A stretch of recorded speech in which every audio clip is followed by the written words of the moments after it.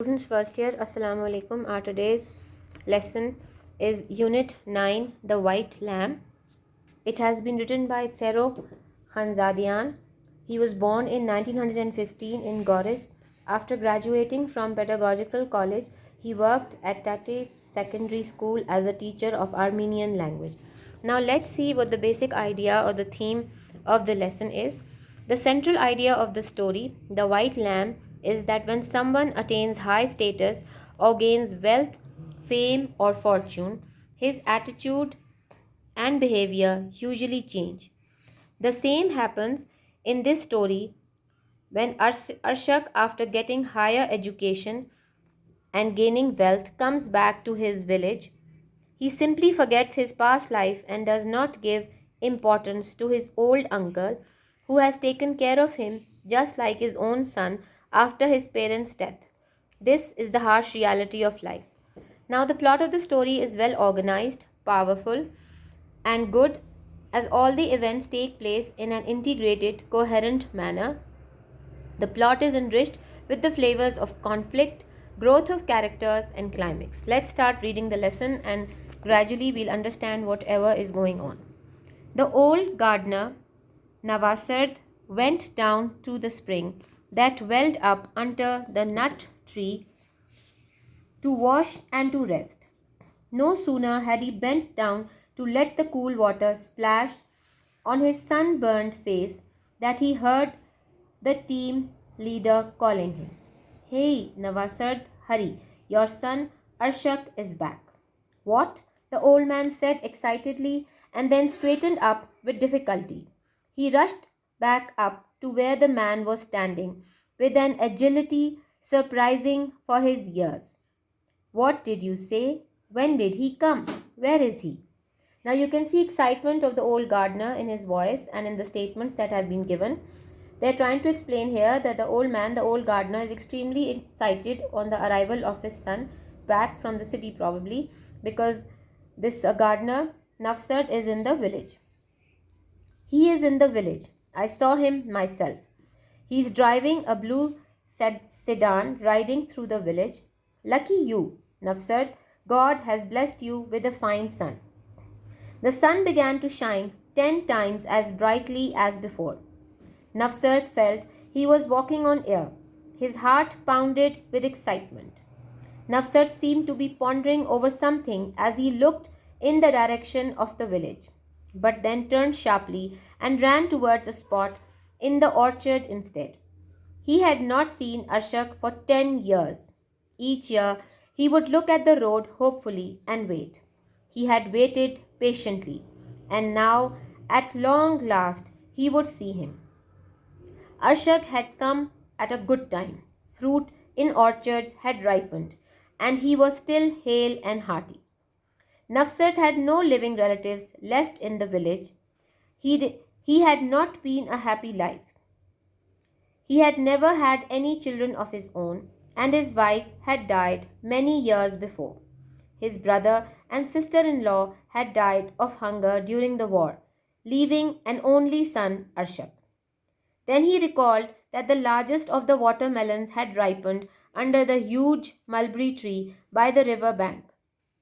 He cut its stem, wiped the silvery dust from the melon with the hem of his long jacket, and admired its shiny stripes. My Arshak loves watermelons, he mumbled. He got down on his knees, put his arms around the melon, and squeezed hard, with his ear to the rind. He nodded approvingly at the sound. He then went over to the fig tree, climbed it with difficulty, and began picking the honey sweet fruit that had been pecked at here and there by the birds. He chose the figs and packed them gently into a bright woven basket. Then Nafsat set out along the bank to where a 6-month-old white lamb was grazing. He was saving the lamb for a special occasion. Arshak had come home. I finally lived to see the day. Nafsat said to himself and untethered the lamb. It bleated loudly. Now, the sound of a goat, a lamb, that's the baby of a goat, is bleating. Let's go, fellow, Nafsat said. come on Arshak's home. He climbed the steep path to the village, the heavy basket pressed on his shoulders, while the meek and gentle lamb either ran on ahead or fell behind him. Where are you going so early in the day? The people he met on the way asked. Arshak has come home for a visit, the old man would reply proudly.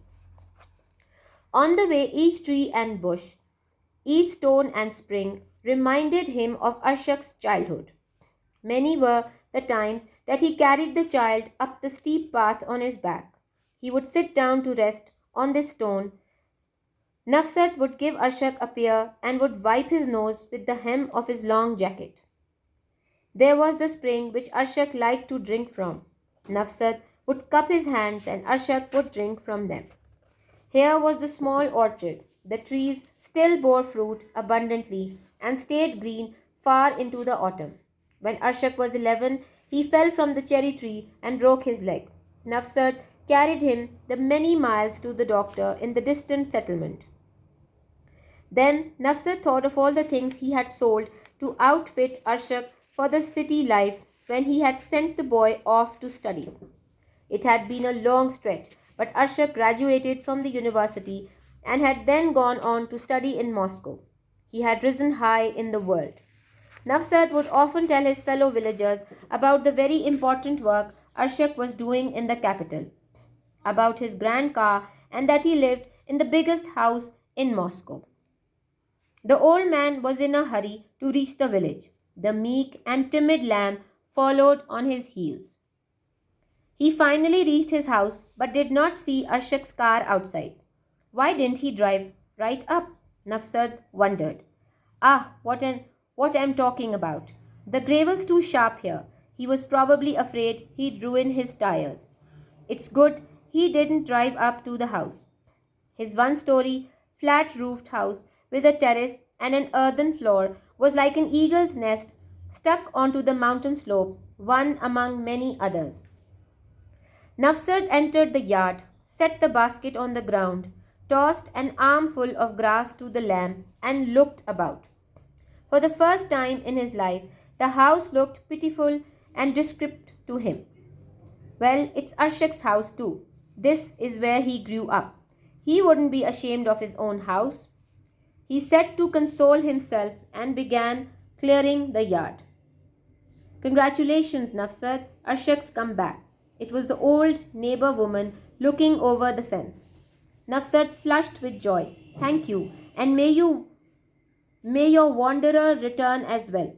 I saw Arshak. Was he here? No, I went to the shop for a package of needles and saw him standing out in front of the farm office. What a fine boy he is. You'd never say he wasn't a Shah's son. Just couldn't take my eyes off him. May the Lord bless you. Thank you, the old man said in a voice that was thick with emotions. He went about tidying up the yard with zeal, with enthusiasm. First, he swept up the dirt. I don't want my boy to dirty his shoes. Then he hammered in a protruding nail with a rock. Arshak might catch his sleeve on it and tear his jacket. Nafsat opened the door. A cot stood forlornly against the bare wall. I'll say, remember how you slept on this bed? Arshak and I slept here on the floor. He was thinking as he smoothed the cover. I'll say this is your old bowl, the one you ate from. Look, Arshak, this is your wooden spoon. Remember the day I bought it from the wood carver, Manas, and you were angry because there was no design on it. And then I took it to the artist and had it painted for you. Conversing thus in thought with Arshak, he set out for the spring, brought some water and sprinkled the yard, the terrace and the floor inside. Then he began to sweep. Once again, the old neighbor woman's head appeared over the fence. Nafsat, do you know that Arshak has gone over to the chairman's? No. When did he go there? Just before you got back. He must have seen there was no one at home and gone over there to rest up. He'll be along. He won't get lost. Of course. Nafsat brought some kindling wood and stacked it by the outdoor fireplace. Then he took his knife from his belt and went over to the lamb. At the last moment, he changed his mind. I'll wait till Arshak comes, he decided and looked in the direction of the chairman's two-story house. What's keeping him? It'll be dark soon. The figs will spoil. The cornel will lose its taste. He took the fruit from the basket and laid it on the window sill. Then he borrowed a new tablecloth from the neighbors, covered the table, shook out the rug, covered the couch, and put a pillow on it. Everything was now ready. Still, Arshak had not come. What's the matter? Why did he go to the chairman's house? Nafsat wondered irritably, and a tremor passed through his hands. He hurried to console himself, however, saying, Arshak is an important man. He had to drop by and ask the chairman about how things are in the village. And that's what the rush. And what's the rush anyway? I'll have him all to myself for a couple of days. I won't let him out of my sight. We'll make up for the lost time. The sun was setting, but still Arshak had not come. The old man's anxiety mounted. There was a moment when he was about to set out for the chairman's house, but then he changed his mind. He went into the yard and called to the neighbor's grandson. Run over and see what Arshak is doing. Tell him I'm at home and waiting for him, he said. The boy was back in no time. Well, did you see Arshak? What's he doing? Drinking tea? Did you tell him that I am home? Yes. What did he say? He said, all right. Nafsad repeated the words to himself. Well then, that means he'll soon be home. I'll start the fire for the shashlik meanwhile. He had a good fire going in the fireplace. Then he set to cleaning the skewers. He went back into the house, wiped the dust off the lamp, and sat down at the table to wait. Time dragged on endlessly. The lights went on in the village, and the houses took on a cozy look. The street noises were dying down soon. The only sound was that of dogs barking mournfully in the distance. Arshak had still not returned. The fire died down, leaving a mound of ashes in the fireplace, while the lamb lay on the grass, chewing its cud. Nafsat was all ears as he peered into the darkness. His eyes became strained and started to tear. His head felt heavy. He rose, but his feet refused to budge. Why should I go begging to him? I am older than he is.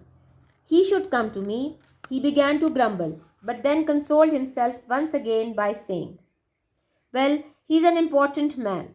Maybe he has some important business to discuss with the chairman. He'll come home in the morning. But still he waited. He waited far into the small hours. The autumn night was drawing to a close.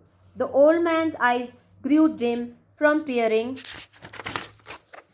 intently into the darkness. Slumber gradually lulled him to sleep at the table. He did not know how long he had slept. He was awakened by the neighbor woman's voice calling from the yard.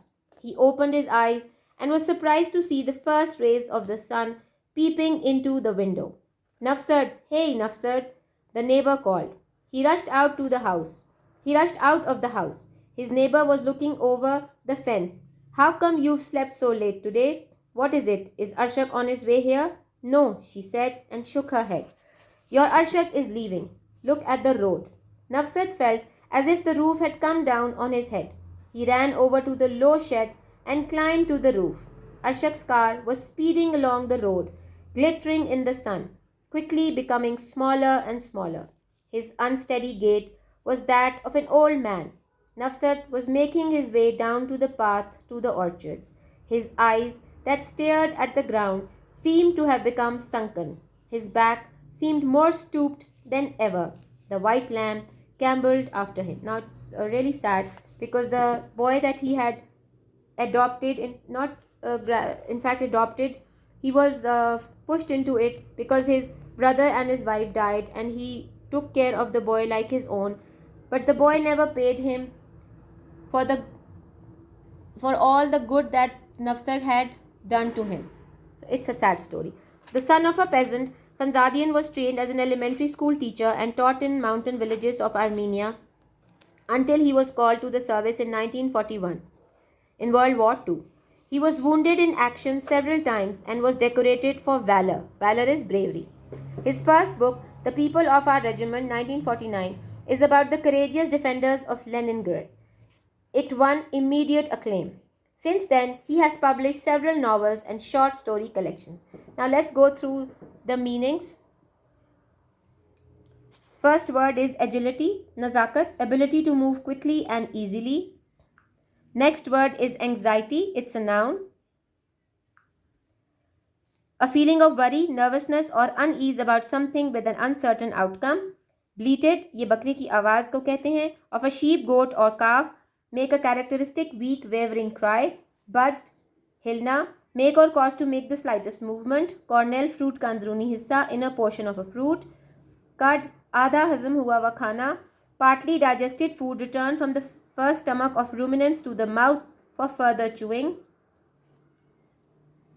Discrepit, adjective, worn out or ruined because of age or neglect. Fence, noun, bar, a barrier, railing or other upright structure, typically of wood or wire, enclosing an area of ground to prevent or control access or escape. Forlornly, adjective, pitifully sad and abandoned or lonely. Gamble, verb, run or jump about playfully. Gravel, shingle. Hem, the edge of a piece of cloth or clothing which has been turned under and sewn. Kindling, small sticks or twigs used for lighting fires. Meek, adjective, quiet, gentle and easily imposed on. Submissive. Mumbled, verb, say something indistinctly and quietly, making it difficult for others to hear. Outfit, noun, a set of clothes worn together, especially for a particular occasion or purpose. Pecked, of a bird, strike or bite something with its beak. Pondering, think about something carefully, especially before making a decision or reaching a conclusion. Rind, noun, the tough outer skin of certain fruits, especially citrus fruit. Sedan, a car having a closed body and a closed boot separated from the part in which the driver and passengers sit. A salon. Shashlik, in Asia and Eastern Europe, a mutton kebab. Shed, noun, a simple roof structure used for garden storage to shelter. Animals, or as a workshop, a bicycle shed. Skewers, noun, a long piece of wood or metal used for holding pieces of food, typically meat, together during cooking. Stooped, adjective, of a person having the head and shoulders habitually bent forwards. Timid, adjective, showing a lack of courage or confidence, easily frightened. Untethered, verb, release or free from a tether. Now I've given you all the meanings of hard words and I've read the lesson to you. The conclusion that we have gained from reading this lesson is that even if you love someone with all your heart and give that person everything that you ever had, now this is about a father's love to a son, you have to stop expecting anything in return, because the son, this boy who was taken care so well by Nafsat, did not repay one bit of the kindness or the care or the love that was bestowed upon him by Nafsat. Now Arshak really ignored Nafsat. He came to the village, met the chairman, but never came to meet the fatherly figure, the father, in fact the uncle, who had never married again and had given all his time to this boy. All his attention and care was given to this boy, but this boy never repaid. In fact, he came to the village after 10 years, ignored his uncle, met the chairman and went back without even bothering to come to the house that he had lived in as a child. This is a nice story. It has a message in it. The message says that even after attaining a lot of wealth, money, status, we are supposed to remember the past, the roots that we had in the beginning of our life, the people who took care of us. We should repay them by kindness. No one wants money. We only want respect. We should respect our elders, the people who take care of us. We're not supposed to ignore them once we become rich. Thank you so much for your attention. Please like and subscribe our channel and do comment.